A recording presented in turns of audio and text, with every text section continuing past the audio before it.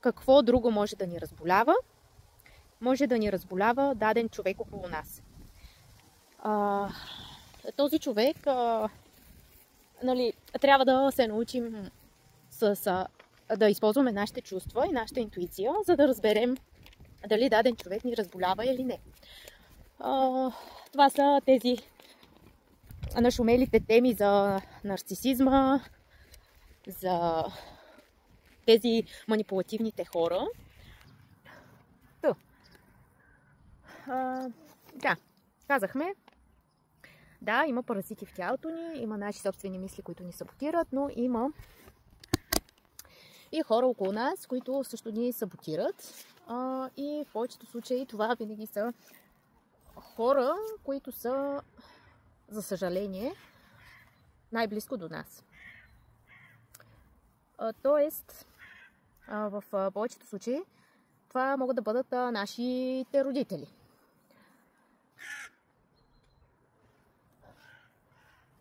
Наблюдават ни. Да кажем, ако нашите родители като цяло не са виновни, ако ни говорят по някакъв негативен начин. Вече, къде слушаме родителите си, къде не е толкова, даже някъде напук, примерно те са ни повтаряли едно и също нещо цял живот и ние вече, смисъл знаем, че са прави, обаче вече толкова ни е писнало да слушаме едни и същи неща, че вече ги игнорираме и даже не ги следваме. Така че, да. Родителите, както и да е, но въпреки, че пак всичко идва оттам. Дори, връзката, която сте наблюдавали във вашите родители, е възможно да я преповтаряте в бъдеще, след това с вашия партньор. Така че, трябва да си гледате горе-долу какви са ви убежденията, какви са ви мислите за майка ви, какви са ви мислите за баща ви, защото това нещо ще привлече, пък вашата семейна история. Сега, аз тук съм си изкарала на едно листче, днес ще говорим за партньора. И как, понякога партньор, който си избираме, това е важен избор, знаете. Защото в днешно време наблюдаваме много разводи, децата остават с разделени родители. Ние още, може би, не виждаме чак до толкова какви са последствията от това.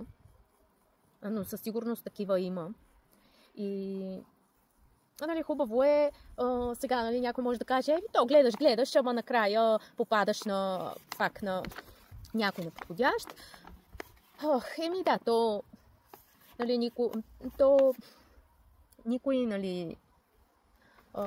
не може да гарантира, че примерно сега заживявате с някой и ще сте цял живот с него, но все пак да разберем, че имаме една такава малко по-голяма отговорност и малко да си преосмисляме нещата, а не просто влюбени, загубени и примерно тръгваме с някой и малко като зомбирани ставаме в един момент, където ние сме с някой, обаче не знаем защо сме с този човек. И даже примерно вие може да забележите как питате, даден човек,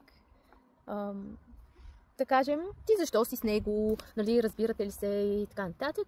И те ще ви кажат, така и не могат да ви отговорят, и до там. Даже, човека може да се държи на моменти кофти с тях, обаче те все едно вече до толкова са го приели това нещо, че си стоят. Така че, да. Сега аз ще ви прочета няколко точки. Те са няколко въпроса, които всеки един от вас трябва да си зададе за човека до себе си. Или, примерно, ако, да кажем, нямате в момента човек до себе си, може да си задавате тези въпроси за най-последната връзка, която сте имали. За да я преразгледате, защото с каква идея го правим това нещо, да преразгледаме каква ни е била ситуацията последния път, за да можем да си анализираме, да си вземем уроците, да пуснем проблемите и този проблем, вече след като е пуснат, ако го пуснем истински, защото ние понякога си мислим, аз това го пуснах, аз това го отработих, пък нищо не сме отработили, само на повърхностно ниво сме постигнали там нещо и виждаме, че реално нищо не сме отработили, защото следващата ни връзка е буквално същата като предишната. Да. Всички сме били на това ниво, някои продължаваме да сме на това ниво, но както и да е. И като казвам сме, не казвам, че в момента съм в такава ситуация, просто казвам, че нали, понякога дори човек да ви говори някакви такива неща, ето аз тук съм седнала и ви говоря, това не значи, че аз зад гърба си имам успешна връзка и съм седнала тук да ви говоря как да постигнем, не напротив. Даже съм имала много несполучливи ситуации и по-скоро съм тук, за да си споделя опита и може би, нали, който има нужда от това нещо да го чуе, нали, да се почувства, че не е сам, или дори нали, да вземе това, което се говори като съвет, като урок, без да се налага да изживява същите тези неща, въпреки че то понякога на думи не е същото. Просто човек трябва да си го изживее, да се убеди сам. На думи почти никога едно 10-20% може да покрива, всичко останало е някакъв личен опит. Но дори чрез личния опит, примерно ако преживеете същото това нещо, после пък може да дойдете при мен и да си поговорим с отворени сърца. Защото, нали, знаем аз какво съм минала, вие какво сте минали и разговора може да е нали, една идея малко по-откровен, а не да се преструваме в социалните мрежи, че сме щастливи и че всичко ни е наред. Молка? Не. Така. Сега, също, когато разглеждаме последната ни връзка, която сме имали, е хубаво да имаме едно на ум, че партньора, който ни е привлякал, дори да ни е привлякал чисто физически и само по някакви външни характеристики, това ни е сигнал на нас, че този човек ни е огледал. Той отразява някакви неща, където ние трябва да си отработим. Някакви неща, които не искаме да видим в себе си и го виждаме при него. Нали? В повечето случаи ние сме едни такива сочим с пръста, ама той така, той иначе, той направи еди си какво. А реално ние сме същите, защото ние за да се привлечем от такъв човек, ние сме привлечени от това, което има и в нас. От себе подобен, нали? Така че, да. Добре, аз ще започна да задавам отговорите. Вие може, нали, знаете, сядате, позиция лотос, езика на върха на непцето, йога мудра може да направите, затварите очи, дишате дълбоко. Може дори след това да си, или пък след медитацията да изпишете всички тези неща, които ви идват като отговор на въпросите. Темата е реално. Как да познаем дали партньора, с който сме, е за нас или просто си губим времето. И повярвайте, аз съм човек, който е имал 10 годишна връзка и нищо не е станало. Повярвайте ми, не си заслужава да си губите цялото това време. Просто не си заслужава наистина. Въпреки че понякога просто човек то си му е съдба, то си му е отредено. Кога ще се случват дадени неща за него, кога ще е готов и така, просто всякакви такива неща от сорта на ама хайде, нали, ти няма ли да се жениш, вече време ти е, значи то си е отредено, на всеки му е отредено с кой, кога и какво и защо. Така че,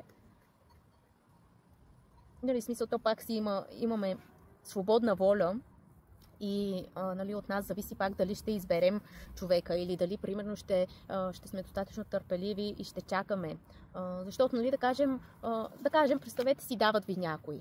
И вие си казвате, дали този човек не е точно това, което искам, ама то пък примерно няма друг. Нали? И дай сега първия, който дойде и нали, той. Всякакво такова мислене трябва да се изчисти.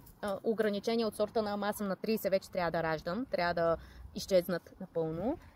Значи, ако не сте на 100% сигурни за някой, значи той не е вашия човек. Това е.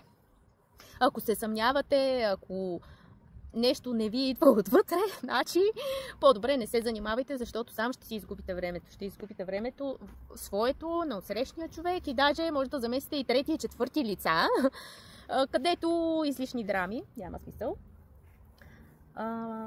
И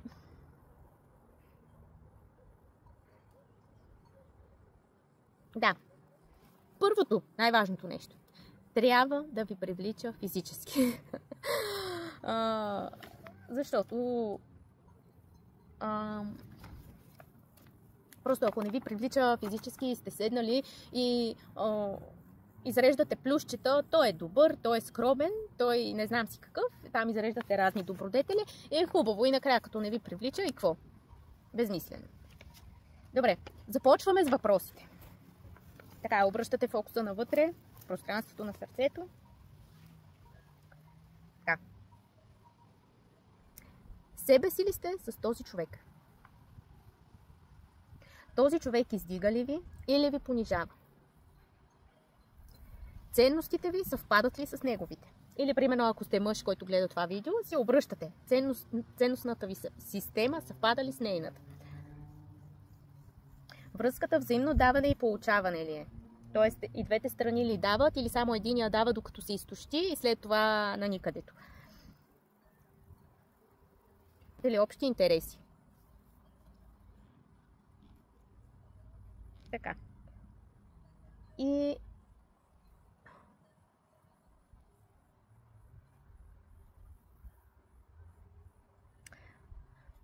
примерно, сега трябва да видите дали този човек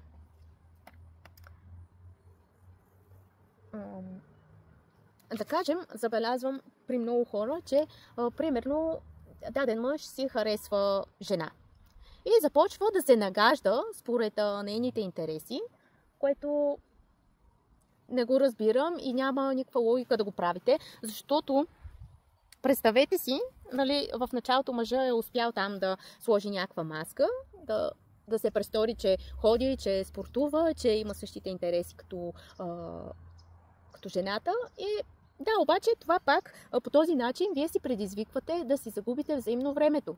Защото вие няма как да поддържате този илюзорен образ постоянно. Вие ще тренирате, да кажем, там първите 2-3 месеца, колкото, нали, да се покажете, да впечатлите. И после филма приключва, което не е много окей пък за мъжа, в случая говорим мъж-жена. Защото мъжът си е казал в началото, тя тренира, тя иди си какво. И накрая този филм приключва след 2-3 месеца. И не е окей, смисъл, не го правете това нещо. Бъдете себе си. Ето, това е първия въпрос. Себе си ли съм с този човек? Също няма как да не ви се е случвало да сте с някой неподходящ човек и примерно хората наоколо да ви казват, примерно, ти не си себе си с този човек. Случва ли се нещо? Какво става? И вие вътрешно си го знаете и въпреки, че се опитвате, нали, да се държите естествено, нещо във вас ви спира и нещо във вас вие не показвате на 100% себе си. Това също е един такъв червен флаг, който ви сигнализира, че този човек има нещо. Примерно, сега аз ще ви дам пример. Да кажем, човека до мен е несигурен и да кажем ревнува, когато аз получавам мъжко внимание, което е нормално. Смисъл такъв, че това е нормална една човешка реакция. Обаче, примерно, аз усещайки това нещо, за да му спестя да се чувства по този начин, започвам, примерно, да съм по-затворена, да съм по-тиха, да не общувам толкова много с хората. Примерно да не качвам по социалните мрежи и така нататък. Обаче това нещо работи в ущърб за вас. В смисъл такъв, вие сте затворени в себе си. Постепенно спирате всякакви контакти, спирате да си развивате, да кажем, това, което на вас ви харесва, за да може, нали, някой си да не ревнува. И накрая, с този човек, като се разделите, и вие примерно 5 години сте били, не сте комуникирали с никой, не сте излизали никъде и за какво? За нищо. Нали? Това е една такава черта, където вие все едно не светите толкова ярко, колкото реално може да светите, и си намалявате светлината, за да може човека, с който сте, да се чувства, да му е добре и да не се чувства застрашен. Обаче това, че човека до вас се чувства застрашен, не е ваш проблем изначално. Или, примерно, нали, вариант е всеки един от нас да е честен със себе си и, примерно, двойката да седне и да си се изговорят тези неща. Много хора не са честни, просто не са научени. Примерно единия да каже, виж сега, не ми е приятно, прекалено си отворена с хората, това нещо ме дразни, провокира нещо в мен, надигат ми се гадни емоции, така и така. И двамата да работят заедно нагоре и Тоест, в случая жената трябва да помогне на мъжа да еволюира и да надхвърли това негово си негативно, този негов негативен монолог. Нали, ето това е следващата точка. Този човек издига ли ви или ви понижава? И ето, сега, например, ако може да си говорите открито с човека до вас и можете да бъдете честни и да си говорите открито за слабостите ви, без след това той да ги използва срещу вас, това е сигурен зелен флаг. И може да работите заедно върху тези неща, защото все пак сте двойка и работите заедно. Не е нужно, както нали сега в днешно време, мъжката, женската енергия, мъжа предоставя, жената стои и едва ли не, нали, твори, гледа децата, хубаве и разпръсква любов и светлина, нали, и двамата трябва да работите заедно. Също в тези случаи, където, нали, това за мъжката и женската енергия, мъжката и женската енергия не е казано пол мъж и жена. Нали, в жената има мъжка и женска енергия и в мъжа има мъжка и женска енергия. И понякога, ако мъжа е с повече женска енергия, следва жената да вземе малко повече от мъжката енергия. И хубаво е, нали, понякога и мъжете да влизат в женска енергия, защото женската енергия при мъжа е той да си покаже емоциите. Той да си покаже, че е уязвим и да си покаже любовта. Това за много мъже е трудно. Те искат да са корави. И да. Нали така? Така, добре. Така, този човек издига ли ви или ви понижава? Също друго нещо интересно е какво значи да ви издига или понижава. Примерно, вие като си споделите някоя идея, нали, този човек, колкото и налудничева да е идеята ви, просто да ви каже да, опитай, нали, нищо няма да изгубиш или нещо, дори да не вярва напълно във вашата идея, нали, все пак да покаже, че ви подкрепя. Нали, това е важното. Не самата идея и дали ще се реализира и дали въобще ще се изкарат някакви пари. А не, примерно, това винаги съм го давал като пример, да кажете на мъжа, аз отивам да тренирам и той да ти каже, бе, седни ми направи една супа, какво ще се занимаваш с глупости или, нали, там, кой както си се изразява. Добре. Следващото е ценностните ви системи дали съвпадат. Примерно, ако то не е само даже до ценностна система, а по-скоро животите ви, дали искате едни и същи неща. Айде така да ви го кажа. Примерно, ако вие сте не с женен мъж, разведен мъж, ако вие сте с мъж, който вече има едно дете. Обаче, примерно, вие искате дете. Това е хубаво, не от самото начало да си затваряме очите, айде, нали, то каквото му дойде. Ние сега още се опознаваме. Не, в началото просто да се разберете. Защото този човек може изобщо да не иска вече да има второ дете. И вие какво? Ще губите време, ще се опознавате, ще такова и накрая очевидното нещо, което е трябвало да си го зададете още в началото, очевидното нещо, и той ви казва, нали, те са минали 2 години, нали. Също трябва да приемате обкръжението на този човек, средата му, нещата, с които се занимава, защото не е окей да тръгнете и да променяте някой човек. Примерно да му казвате, ти тук, твоите приятели, нали, не може да променяте, смисъл, или го приемате такъв какъвто е, или този човек не е за вас. Или, примерно, приемате, че вие ще сте в позиция, в която ще се дразните до живот, през цялото време, докато сте заедно. Ако сте готови да направите компромиси с това нещо, окей. Но, нали, да си мълчите, а не всяка вечер, примерно, да му начаквате ти и твоите приятели, нали. Така. Следващото е връзката взаимно даване и получаване ли е. Когато единия партньор само дава, а другия получава, нали, не е много окей, защото единия се изтощава. Имате ли общи интереси?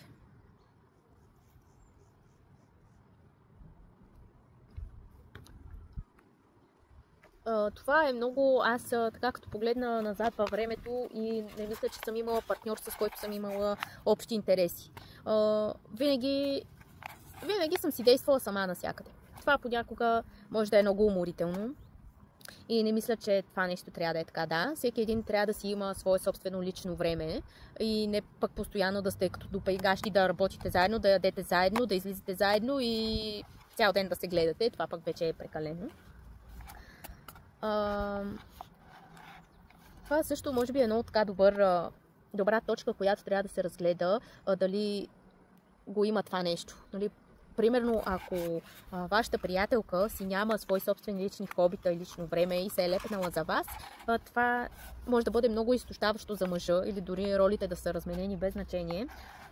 И нали, даже, примерно, ако ви знаят като приятелката на еди кой си, нали, с нищо не ви знаят, пак не е окей, нали, за самата жена. Това, нали, си е сигнал за нея, тя да се позамисли и да се вземе в ръце.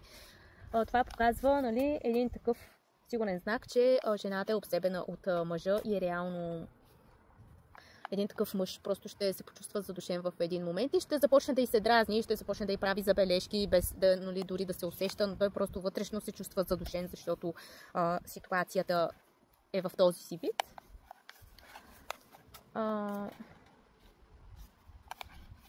Защо е важно да имаме общи интереси? Ами сега ще ви кажа класическия пример при мен. Когато съм ходила на море с моя приятел, аз винаги съм искала да пътувам, да отида да карам колело, да разгледам местностите, да видя нещо интересно, нещо ново. А той беше от типа на искаше да си легнем на плажа и да се излежаваме. Нали, което аз бях изправена, нали, пред един такъв избор, дали да реша да се излежавам с него, въпреки че не искам, или дали да тръгна и примерно сама да обикалям. Ето сама, за какво ми е този партньор, като сама пак ще си обикалям навсякъде, ходиме питай, нали, но както и да е, минало за минало. Лошото е, че, нали, в една такава ситуация вие се съобразявате с партньора си. В смисъл такъв тъпо е да го оставите сам, нали, и се съобразявате, но което пак вас ви дърпа назад. И, нали, има изключения, има такива хора, които успяват да, нали, да балансират двете неща и направят компромиси със себе си, но на мен, честно казано, не ми се е получавало и аз затова пък сега, докато съм сама, всъщност усещам и оценявам колко по-добре е да си сам, отколкото да си с неподходящ партньор. Наистина няма смисъл. И даже просто когато свикнем с даден човек, вече някак си навик ли ни се изгражда, страх ли ни е да пробваме да останем сами, не знам на какво се дължи, но стоим. И въпреки, че, нали, не сме щастливи, и си стоим. И нали, ето пак някой ще ви зададе въпроса, защо, нали, стоиш, и вие не можете да отговорите защо. Примерно, и това нещо, този въпрос трябва да почнете, защо сега? Страх ме, че няма да намеря ли? Страх ме, че ще остана сам ли? То какво толкова страшно? И ние, примерно, страх ни е да останем сами, а пък реално сами, след време осъзнаваме, че всъщност ни е много по-добре. Тоест, страховете ни са илюзорни и всичко, което ни спира е илюзорно. Или, примерно, нали, ако пък да кажем, сме с последния ни партньор, много ни е глезил. Всичко ни е давал. Аз такъв случай не съм имала. Нали, но всичко ни е давал, внимание, пари, ако щете, нали, там без значение. И вие, примерно, оставате без този човек. Нали, то винаги едното идва с цената на другото. Примерно, този човек, ако ви е давал всичко, пък ще очаква от вас вие да приемате всякакво поведение. Че, нали, едва ли не, аз тук да глезя, ще си ме приемаш такъв какъвто съм. Нали? И реално след една такава връзка пък жената все едно започва да се пита, нали, гледай сега, аз ли нещо направих, то беше толкова хубаво, нали. И започва да търси вината в себе си. А реално вината не е в нея, той просто си е такъв манипулативен човек. Това е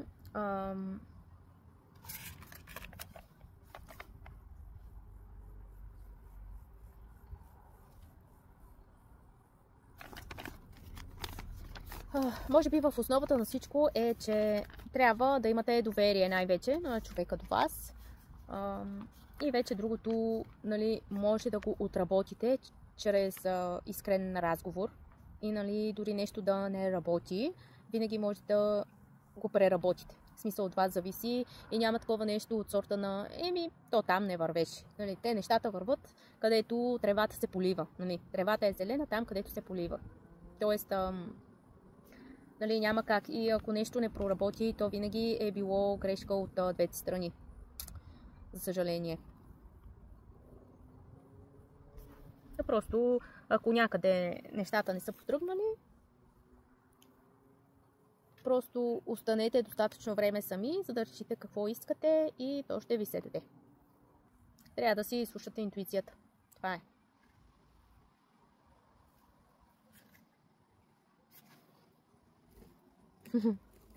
Мога да слуша с интерес. Добре, хора, това беше всичко. Пак до следващия път.